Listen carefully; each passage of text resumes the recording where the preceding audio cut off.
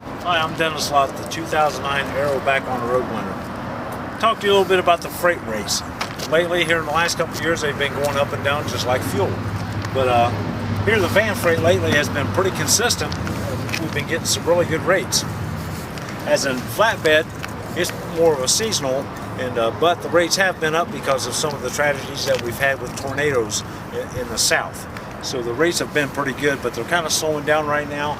The refrigerated load board has been pretty good. A lot of refrigerated freight, not just produce, but your frozen foods. So those rates have been pretty steady here. But a lot of it is load planning. Where do you want to run?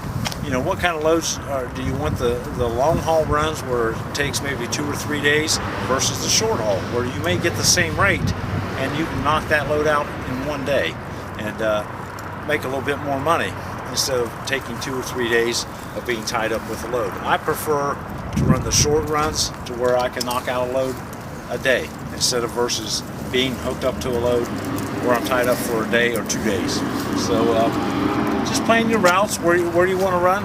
Watch the freight index boards. They're going to tell you where the hot areas are for freight, and work those areas where you like to run. And if you don't like running the East Coast, you know, that's not a good place for you to run because the rates are good going to the East Coast, the rates are bad coming back.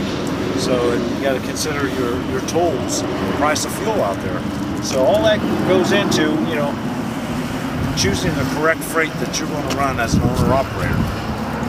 And me personally, I like the dry van freight because it's not as much work as the flatbedders because you're chaining, you're tarping, and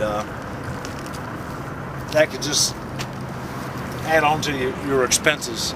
And for me, it's just a little cheaper for me to run the van freight for the area that I live in and the area that I like to run in. Another thing we can talk about with freight rates is how you're paid. Paid by the mile or paid by percentage. I prefer percentage because, again, I'm going to get a little bit more per mile on what that load's paying.